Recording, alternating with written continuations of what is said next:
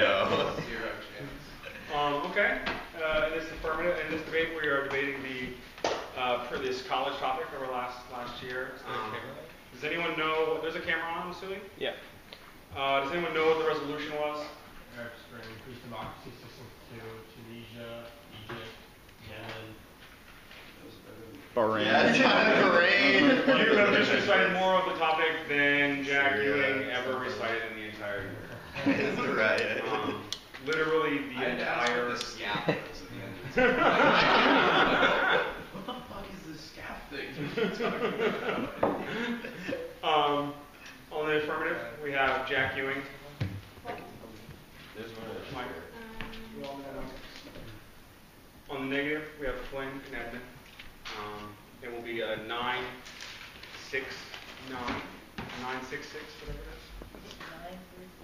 is. 9-3-6, like 3 minutes of prep time. 3 minutes of process. 10 minutes of prep time. I don't know how it works. I don't know. Whatever. It's I not just come in and win rounds. It's not important. The way it happens is, yeah. So I want you to pay all very, very close attention. Do your best to flow. You will all be rendering a decision. That decision will matter. We haven't quite figured out how it will matter, but I want you all to believe that it does. Are we ready? Yeah. Is there anything else to say? Are we ready? In my moderation duties, we're all good? Excellent. All right.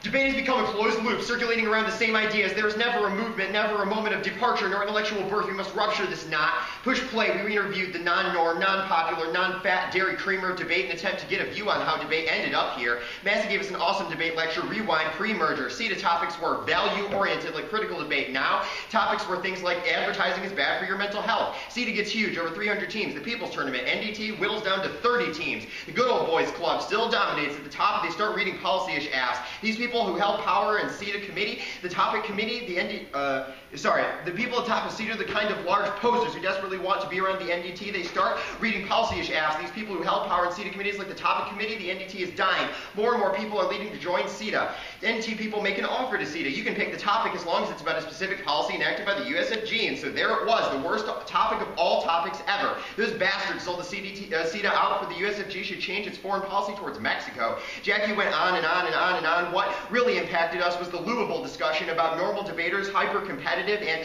how Jackie finds himself in these rooms where the Good Old Boys Club is meeting, and one thing they have no problem discussing is their Louisville strategy. Case out way, his plan is to focus the debate. Judge should assume the role of policymaker. That supposedly benign overcoming a policy debater's difference is racism. That's framework for you. Here's the new thing. How do you exclude it? Now, this is normally a threat, but it's a bigger one, so let's band together to make sure that they don't succeed. Debate is ultimately a bunch of interpersonal relationships, but framework is guilty of collaborating behind closed doors to systematically exclude the new, the challenging, the critical. Oh, and people said Cap was bad. Ignacio Evans. When we think of a good speaker, it's fast, responsive to arguments like Clash, but where is the value determinant? There's no depth as far as value goes in the tournament setting, like some of the comfortable. These instances of huge white schools of one for one, never an equal playing field. You're in the comfortable space. When I walk across campus, I never see anybody like me. We never go to a black school. Rewind. The North Africa topic, Lusky and Shulman won the Copeland. When Lusky gave his 2AC on critiques, he would go say, this makes no sense. Try again. According to Kirk, the liberal team started making framework arguments as a response to critical teams because liberal teams took the case seriously. Then the far right jumped on board. Get on the bandwagon. Framework gave the K way too much legitimacy. You were supposed to be like, oh, shirk it off. But to raise framework is to suggest that there are alternative modes of engaging politics. The question of method is in fact up for debate. Conceding framework is a debatable issue. It's the death knell policy debate. Oh, and they said Cap was bad. We struggle with this debate persona. Stop looking right past Shannara, Jonah. Trained in these techniques of debate, we are shaped as plug-in cogs to keep the machine right on rolling. They frame us into doing their dirty work, but we end up being better friends with those who base their critiques on identity. These teams, that is harder for it is to suffer the loss of self and silence. These white boys say no more silence. We'll still play fuck too much for them to really know what is or to what to make of us, and they think of us, but that just makes us so dangerous. A Trojan horse, a bomb, withering like a raisin in the sun, waiting to explode. Ignacio Evans.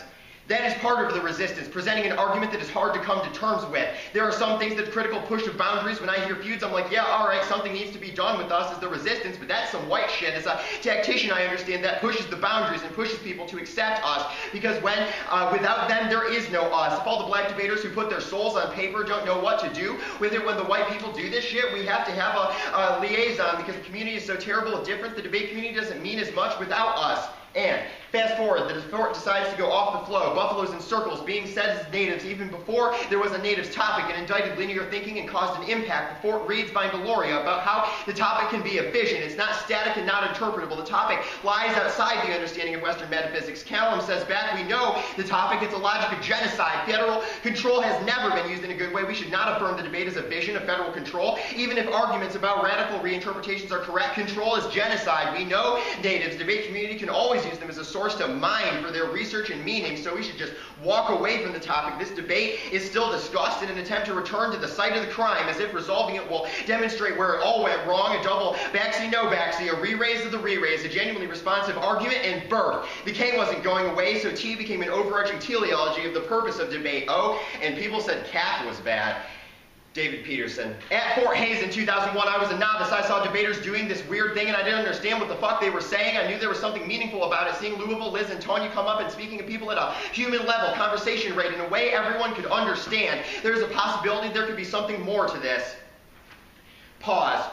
Wake Forest, you gotta have a plan, evolving into the FMWK, much like today, a series of theory issues followed by some Rawls cards, engaging institutions, seeding the political and topical versions of firm black rage. Interestingly, this is all predicated on links of emission, which those very same policy debaters will later decry as unfair, but this is what Jackie was talking about. Opt out of your opponent's offense, policy making key, nuclear war outweighs, who cares about racism? Oh, and people said CAP was bad.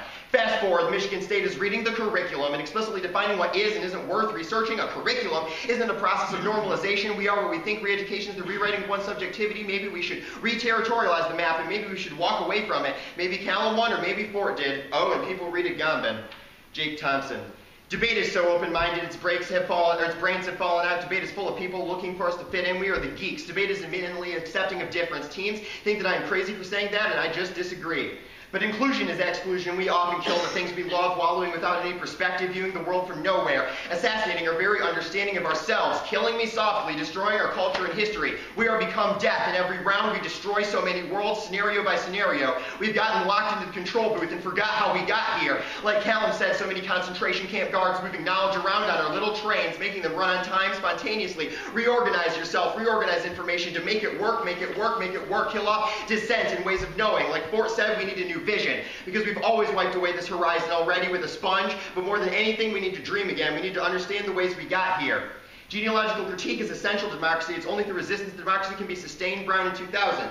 Genealogy may be particularly important for democratic renewal. It's unlikely suited to bring the light specific democratic historical attachments, implications, non-democratic principles. Genealogy challenges the concepts of purity, political democracy, revealed and folded with the imperialism, slavery, and punishment. Genealogy challenges the institutionalization and nature of course the anti-life is incompatible with democratic understanding, perpetual sovereignty of the people. Like democracy is all this level of democracy raises everyone's laconic, self-satisfied tendency of voting when it's difficult because it's not anti-theoretical nature, produces no intimate questioning because it faces no challenges from without democracy. Liz paradox, without fearing the struggle of them all cultures and to the teacher. The democratic sentiment might lead to a productive interlocutor. Democracy offered precisely the challenge that might lead to democracy decline. Democracy governance by people the opposite of the self, yet no modern democracy can exist without the state form. Permanent resistance to the state that limits and ensures democratic forms becomes only a mean of sustaining democracy insofar as it is the state that dissolves democracy.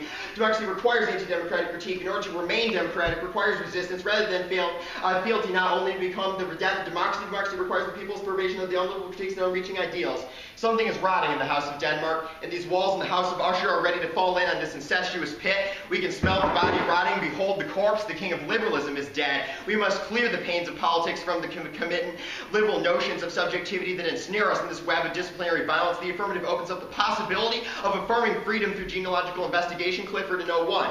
We need to cut off the king's head. Political theory, maintain out invisibility because they play a vital role in concealment and integration of subjects of infiniteism and disciplinary technologies of power. The project should look to wipe the slate clean, constructing political philosophy that refuses the enamorment of subjectivity, sovereignty, reorganizes the instrument of subjectifications require transgressing time-honored tradition and escaping the limits of tradition of instruction determines our thoughts, simply thinking ourselves otherwise might emerge. The king is dead. We continue to display our honest figure, the theoretical institutional structures, symbols of liberation and particular powers and petty tyranny. We pay homage to the king every time we assert our rights and autonomy, all the while refusing or unable to hear in mind the low hum of vast machinery that fabricates us as individuals because work lifts the veil and allows us to be repelled by the sight of the king and decaying flesh. The question is how we are strong enough yet to affirm our freedom and the rights and sovereignty, new possibilities, new emergencies for ourselves as political subjects. The point is not to prove that our side is historically contingent. Both sides are. Even critique is historically subject. Contingent apparatus is created at a specific time, a specific mode of political praxis. Critique bad is not responsive. Acknowledging the contingent nature of both sides of political discussion allows fissures in meaning to open, allows the mutually exclusive presuppositions and assumptions of the argument to mutually cut against one another, to open up more possibilities than they disclose. The app incites a realization that there is no eternal designation of essence, which is a precondition of the possibility of theological violence in the first place. We solve ideological religious identity-based political stratification and open up the possibility of sliding political coalitions based on sharing contingent meaning. Clifford in Note 1. Any forms of subjectivity designated dominant must also expect resistance, such as resistance not allows to be justified in transcendental ethical principles. By turning us towards the freedom, we are going to discover the principle for action, which will range in universal freedom as the source from which the signification of value springs. The original condition of all justification exists to will oneself, and the more to will oneself to be free is the same decision. Because genealogical analysis reveals that the self is not even given to us, we have to create ourselves from a work of art. We have to become involved in the ongoing process of creative self-overcoming a whole range of political, social problems, limitations, social opportunities to declare wars, and trivial process of subjectification. Marked it subjectivization. Why is liberalism dead or bad? Why is liberalism dead? Or bad? Which one first? Dead. Okay, I mean, the first problem is that it's not necessarily a why question, but a that question. But in answer to why... What's the explanation? What's the warrant for that claim? Well, the point of a genealogy is that there is not one necessary description. Like, that's give a me history, an example. right? Of why liberalism is dead. Okay, warrant. Sure, this process of inclusion and exclusion that we talk about, where the liberal debate mind attempts to grab different ways of understanding the world and integrate them. So inclusion of difference, the subsumption of alterity, is why liberalism is dead? No, the fact that inclusion and exclusion become coterminous with each other because we don't understand but how do you have an inclusion investigation without having an exclusion? Like, what's the alternative form of political? Well, it's not to escape the cycle of inclusion and exclusion. It's rather to understand that both sides of the debate are historically contingent. So all you have to prove to investigate win the debate is genealogically. that we should historically investigate the way the debate includes and excludes people. I mean, I didn't necessarily say that. I'm sure you'll make some other Well, arguments then with the what answer. do you have to win if not that? Well, we have to win that the genealogy of the ways in which framework has interacted with subjectivity in our community is a positive way. So essentially exactly what I just said. I Now, don't you think begin so. the 1AC with debate as a closed loop. If we disprove that claim, do you lose on inherency? No, Why? because we have other arguments and inherency is lame. So, Even but if you disprove one sentence in the OIC, does not mean. So, but here's what I'm asking. You don't have an advocacy statement, so the burden of proof is unclear. I'm asking you to state it. The burden of proof is whether or not the 1AC's description of debate and cutting into debate knowledge is a productive. So, all you have to do is describe something accurately No, within the debate. all we have to do is make people make the decision that it is good to recognize the dead body, right? That we should admit what that does this that is true. mean?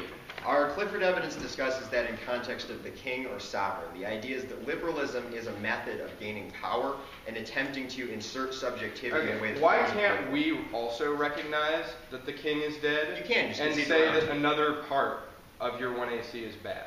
You can try to make a pick argument, but it makes very little. I didn't say you could. I'm do just that, wondering, like, what the threshold of competition for an I don't know, argument you're like making that it- might you look should, like. try to say something that negates the 1AC. See Well, how it yeah, goes. but many teams say we'll defend every part of our 1AC. You obviously haven't said that. I'm wondering if there is any locus point. We will defend the 1AC. I mean, our methodology, right, of genealogically investigating this issue is a focus point for offense. But if you want me to hold down to one particular sentence that you can I'm just grab out of my asking if you'll advocacy- defend Like, a sentence no, in your dude, 1AC. this is exactly what we're talking about. The way in which debaters attempt to pin us down to a particular way So of understanding. pinning they can down jump is and bad. jive Is around. pinning down bad? So we just gave like a 9-minute 1AC.